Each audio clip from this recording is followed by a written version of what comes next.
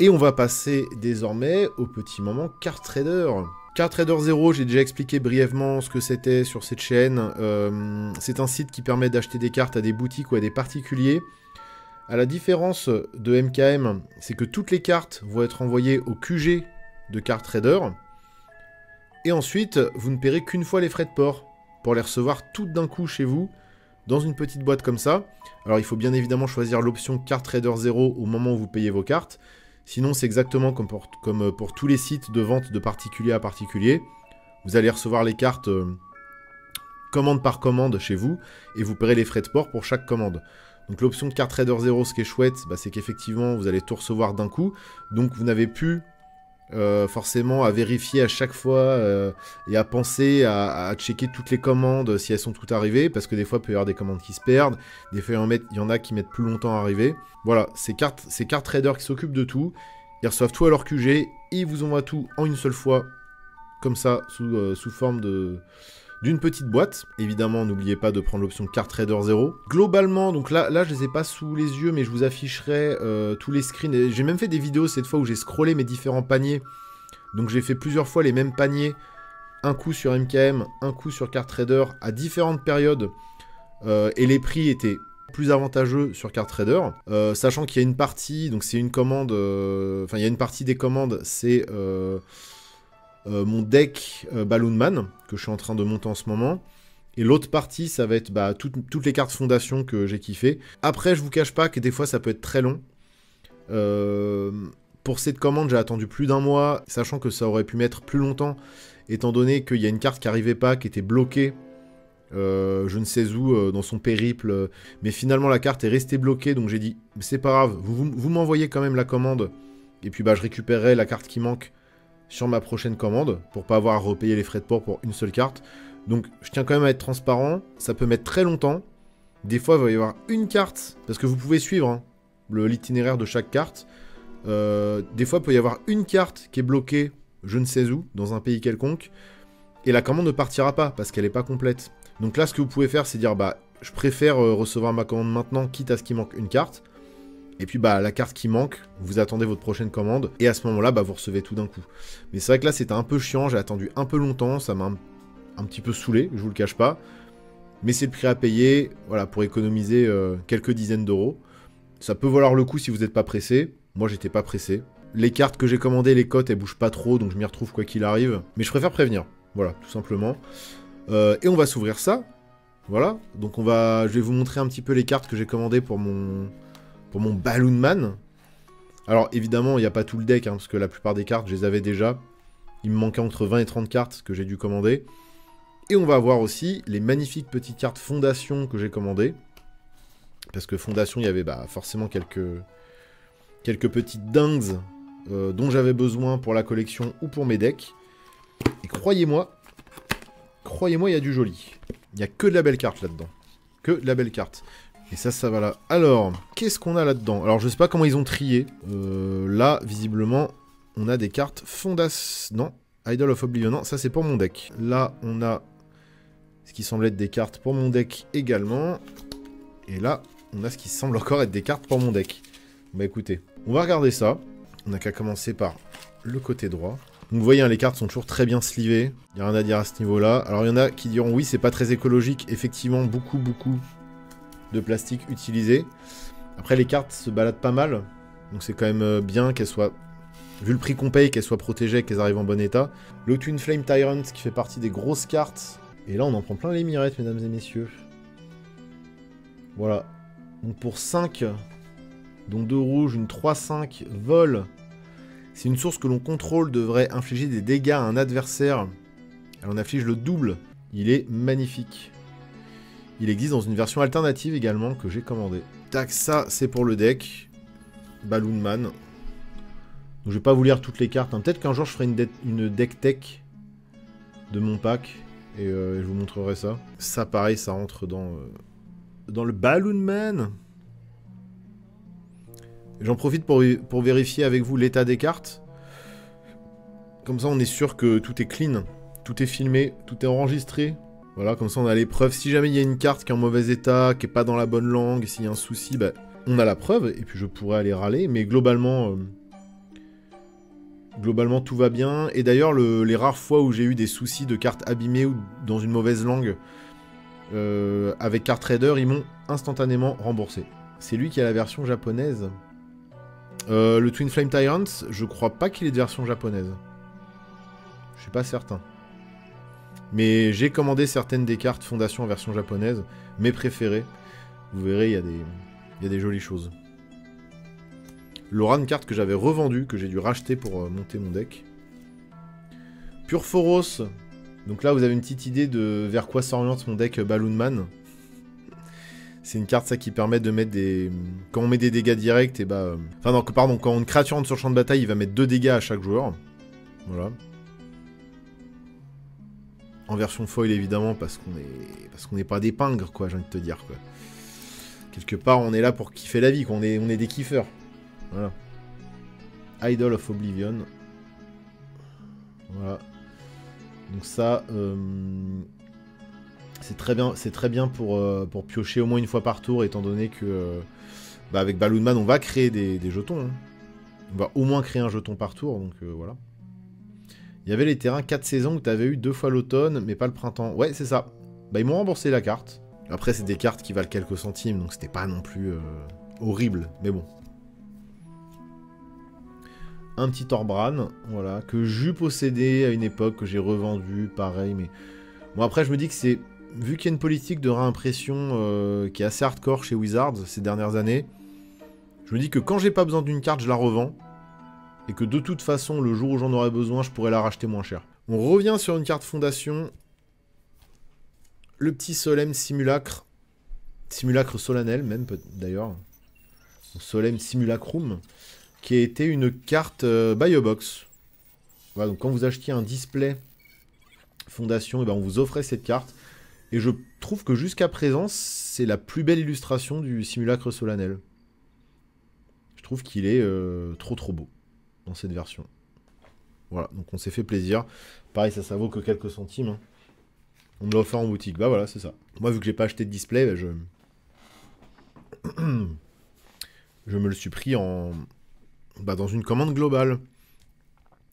Slayer Stronghold, et qui du coup, ça c'est un land qui va rentrer dans le Balloon Boy. Hein. Le Balloon Boy Nox. Et puis c'est en plus une très bonne carte, bien sûr. Ça peut rentrer dans plein de decks. Donc ça, c'est de la matière pour des futurs builds. Le petit terrain, voilà, qui est pile dans mes couleurs pour le Balloon Man et non le Balloon Boy. Pareil, hein, ça c'est toujours une carte pour mon Balloon Man. Peut-être je ferai la deck tech, je vais jouer un peu avec.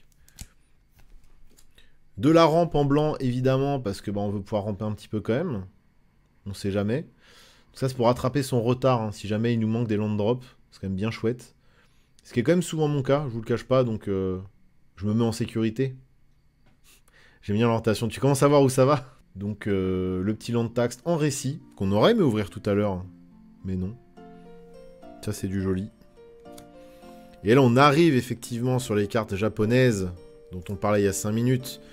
La Mudrota, voilà, dans sa version fondation japonaise, de la très belle carte. Mudrota qui est un très bon commandant, qui est très rigolo à jouer. Évidemment, il nous fallait, dans un deck Balloon Man, des tokens ballons. Après, je compte bien me faire mes propres tokens à l'image des jolies créatures que je vais aller faire exploser à la gueule de mes adversaires. Mais ça, faut pas que j'en dise trop parce qu'il y a des lurkers dans le chat là. Ils vont prendre note. Tac. Ça, pareil. Dans le deck Balloon Man, dégâts directs, c'est très rigolo. La magnifique Liliana Dreadhorde General en version foil avec son masque. Une des meilleures Liliana jamais imprimées. Une nouvelle entrée pour Arcades, évidemment. En tout cas, Crystal Barricade. Ça, c'est du très lourd et ça va rentrer dans Arcades, bien évidemment. La Tempête de Dragon. Rites of the Dragon Color. Ça va aller dans le classeur à dragon, juste parce que l'illustration est zinzin. Voilà. Donc là, on a... Ouais, alors... Le dragon ressort un peu, quand même, celui qui est au premier plan. Pas illustration de fou furieux, ça. Hein. Olivier Bernard. Alors ça... Il y a une personne qui va se reconnaître. Ça, c'est une carte qui te permet de gagner une partie. Pour 2 mana en instance. C'est vraiment trop fort. Ça coûte Boros, c'est un éphémère. La prochaine fois qu'une source de notre choix devrait nous mettre des dégâts, ce tour-ci on prévient ses damages. Et tous les dégâts sont renvoyés vers le contrôleur de cette source. Donc je joue Boros. Donc je joue Deflecting Palm. J'ai découvert cette carte il n'y a pas longtemps. Bah ouais, je l'ai encore en travers. Attends, c'est d'une violence. Donc en fait, je vois pas de raison de pas jouer cette carte si on joue Boros. Vraiment. C'est un sort de protection comme on n'en fait plus en fait quoi. Non, enfin il y a des très bons sorts de protection, même plus qu'avant. Mais ce que je veux dire, c'est que ça, c'est quand même... c'est quand même vénère quoi. Mais voilà, ça existe, c'est dans le format, faut savoir que ça existe. Maintenant je le sais. Et je compte bien m'en servir moi aussi. J'en veux 4. Ah bah oui, non mais ça c'est de la grosse carte. Hein. Le Nine Leaves Familiar. Le gros matou, comme il est beau, voilà. Alors ça, c'est une carte que j'ai pris que pour l'illustration. Parce que ouais, des fois, je prends des cartes juste parce que l'illustration me plaît grave. Et cette illustration me plaît grave. Une petite Taliwakin. Perfect Shot. Voilà. Lord d'Homunculus. Alors, je l'ai prise dans sa version Alternative Art. Et dans sa version normale aussi, parce qu'il me fume de rire. Alors déjà, j'aime bien les Homunculus, de manière générale. J'aime bien Bob Razowski. De manière générale. Donc forcément, j'aime bien Lord d'Homunculus, quoi. Ça, pareil, c'est que pour le classeur. Hein. Vraiment, juste la carte me fait rire. La Star Athlète. Évidemment, vous vous doutez où il va finir. Le bombardement gobelin. Militia Rallieur. Ça va dans le deck. Aurelia's Fury, je vérifie, parce que c'est une carte qui commence à dater un petit peu aussi. Et globalement, elle me semble très bien. Bon, elle est un peu bend évidemment, parce que malheureusement, avec le temps, le foil et Magic, ça bend. Celestial Armor, très bon enchantement, enfin, très bon équipement, pardon. Carte très jolie aussi, voilà, il y a bien le petit côté oil là, j'aime bien. Voilà, carte fondation. La Vaurienne charmante. Elle va être rigolote, elle aussi, à faire exploser à la tronche de mes adversaires. C'est aussi Enduring Innocence, qui vient de Blomborough. Je sais même plus si on l'avait déjà ouvert ou pas, en tout cas j'en avais pas sous la main. Parce que peut-être que je l'avais revendu, mais bref. De toute façon, on l'avait sûrement pas ouvert en Extended Art Foil, ça c'est sûr. Le Gobelin Goliath. Tac, et pareil, il va ici. Un magnifique Shinka, donc Helm's Deep, pardon. Avec le skin Seigneur des Anneaux. D'ailleurs, je l'avais pas dans ma collecte. Vous savez que je collectionne les belles cartes Seigneur des Anneaux, donc voilà. Ça aussi, ça va aller dans mon deck. Balor qui va également finir dans mon deck. Je vous les lis pas à chaque fois. Hein. Comme je dis, peut-être que plus tard dans l'année, on fera une petite deck tech. On en parlait tout à l'heure, Delnay, qui est un peu le gros drop de l'extension Manoir Karlov. Welcoming Vampire. Tac, on vérifie l'état. L'état me paraît très bien. Je sais pas c'est quoi ça, non, c'est bon. Ok, bam. Zilaus Conscript. Ça me paraît pas mal. Allez hop. Tiens, je reviens. Ok. Je checkerai ça plus en détail plus tard. Un Loyal Warhound, pareil. Lui, ça va être un régal de le faire exploser à la tronche de mes adversaires. Sous forme de ballon. Le petit Arabo de fondation qui est de retour. Avec une illustration magnifique. Et en plus, il vaut pas un rond. Ça fera très beau dans le classeur. Le Blasphemous Edict, qui est le Blasphemous Act en noir. Voilà, qui fait partie des grosses cartes de l'extension et qui vont être jouées un peu partout, je pense. Sachant que la plupart du temps, tu paieras un mana noir pour que chaque joueur doive sacrifier 13 créatures. Et je trouve que l'illustration est magnifique, bien cursed. Une espèce de sabbat un peu louche, là. Très cool. Augère Axonil dans le deck. Le Tectonic Giants. Allez, il y a une belle différence entre le foil dans le fond et le foil du géant. Il ressort vraiment, quoi. Il y a presque un côté un peu holographique, vous voyez. Donc là, c'est cool. Un ange militant. Ça, c'est pas du fondation, même si le symbole d'extension pourrait nous le faire croire. Et encore une carte en japonais. Et ça, c'est Wrath of God, si je dis pas de bêtises. C'est pas Doomsday, parce que Doomsday, c'est en noir. Jour de condamnation. Voilà, c'est ça. Dans sa version Jap, bim, on est content. Ça, c'est de la belle carte. 2 collections. Bonus de Askew. Une carte insupportable, Coma. Je ne l'entrerai pas dans mes decks, parce que c'est un peu trop n'importe quoi, cette carte. Même en commandant, c'est n'importe quoi. Pourquoi Ward 4? Pourquoi? Vous m'expliquez? Quelqu'un a une réponse à ça? Mais moi j'aime bien jouer Simic, mais là Wizard, franchement. 8-12. Évidemment on pourra pas le contrer. Et puis on pourra pas le gérer non plus, parce qu'il a Ward 4. Puis qu'est-ce qu'il pourrait faire quand il met des dégâts? Il pourrait créer 2, 3, non 4 tokens 3-3. Mais bien sûr. Mais ouais, en fait je comprends pas le design de cette carte. Alors elle est très jolie, hein. Là je l'ai prise pour le mettre dans le classeur, parce qu'elle est... Elle est trop belle. Mais ouais, je comprends pas. Je vous avoue que je comprends pas cette carte. Ça me dépasse. Wizard, ça me dépasse ce que vous faites des fois. C'est juste une carte qui va faire chier tout le monde, quoi. Sundown Pass. Ça, pareil, ça va être pour fixe mon mana, même si c'est du bicolore. La Banner of Kinship, ça, c'est pour mon petit Shatterfang, le pauvre, qui pour l'instant n'avait qu'une proxy. Je l'ai même pas pris en foil, je l'ai même pas pris en extended. C'est pour vous dire à quel point des fois je fais n'importe quoi. Le Season Pyromancer, pareil, je l'avais déjà ouvert. Je l'avais revendu il y a longtemps. Et puis bah j'ai bien fait, parce que bon, ça c'est pareil, c'est des cartes qu'on... Un chouïa baissé quand même entre temps. Galta, je l'adore. C'est la grosse Galta. Je l'ai dans toutes ses versions, je la kiffe. Voilà. Il n'y avait pas de raison que je commande pas ce nouveau skin. La grosse Galta. C'est la bonne copine. Le Niv-Mizzet également. Alors ça, pareil, en termes de cartes bien cheat. Ouais.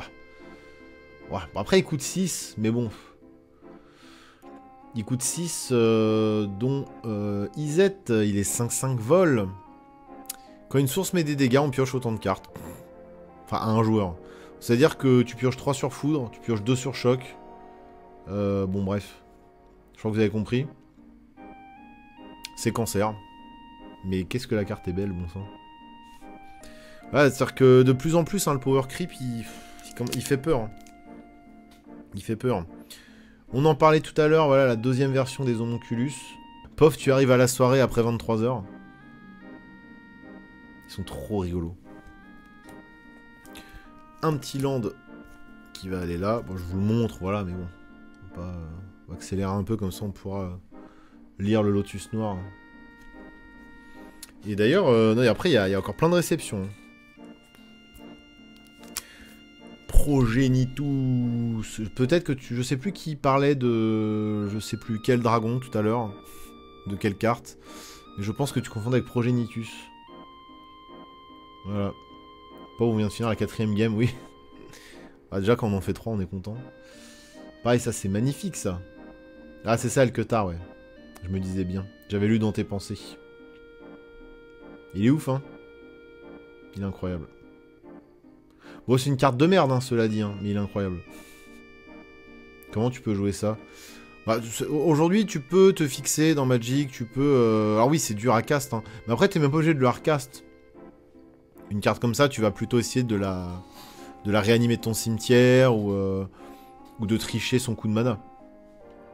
Mais, ou de jouer le sort gratuitement depuis le dessus de ta bibliothèque. T'as plein de moyens de le faire arriver sur le champ de bataille. Après, pour le hardcast... Bon, je pense que c'est faisable aussi, mais c'est vrai que c'est plus compliqué. Mais moi, je l'ai juste pris pour le classeur, voilà. Classeur des dragons. Lui aussi, il est très chouette à faire exploser la gueule de l'adversaire. Regardez comme il est mignon. Beacon Hawk. Très bien, ça, pour détaper le petit Balloon Boy et refaire des copies. Là, on a un vrai pattern foil. Enfin, on a un vrai foil sélectif, regardez. Là, on a juste le ciel dans le fond et l'eau qui sont en foil. En fait, tout ce qui est eau ou ciel, eh ben, c'est foilé. Mais l'oiseau, lui, il est pas foilé. Vous avez vu? Et sur les bâtiments, c'est un foil différent. Même les bâtiments sont pas foil, en vrai. Et après, on a que le contour de la carte qui est foil. C'est ça que j'appelle un foil sélectif. C'est bien plus joli, je trouve. Italy, Primal Storm. Bon, voilà. On a l'habitude de l'avoir sur les champs de bataille en commandeur multi. C'est très rigolo, bah, surtout à jouer en multi. Hein. On n'avait évidemment pas besoin d'une énième réimpression d'Italy parce que je crois que la carte aujourd'hui elle vaut 2 centimes. Enfin bref, elle est reprint 4 fois par an. Mais regardez-moi ce skin. Boah, le gros dino. Incroyable. Un Fanatic of Mogis. Oh, comme il est vilain, lui. Oh, comme il est vilain. Est-ce que ce serait pas un petit kill, ça, dans mon pack? Je ne sais pas. Il y en a un qui prend note, là, donc je dis pas. Je dis pas la stratégie. Vous verrez. Et pour finir... Voilà, le main event. Le Twin Flame Tyrant dans sa version alternative. Regardez-moi la gueule de cette carte. Il est incroyable. Il est trop beau. Lui, il va être joli dans mon classeur dragon. Je vous le dis, il va vite se faire une petite place. Je rappelle que vous avez mon petit lien affilié dans le chat. Si vous mettez la commande Magic. Avec les 5% de réduction sur votre première commande, évidemment. Donc faites-vous plaisir, c'est fait pour ça. Quitte à le faire qu'une fois. Voilà, vous le faites qu'une fois. Vous profitez de la réduc. Après, vous retournez sur MKM. Moi, généralement, j'utilise les deux. Voilà, pour les très grosses commandes, je vais sur... Pour les très grosses commandes qui peuvent attendre, comme celle-là, bah, j'utilise Card Trader. Et pour les plus petites commandes, et quand parfois je suis un peu impatient d'avoir les cartes, bah là je vais sur MKM. Donc les deux sont possibles.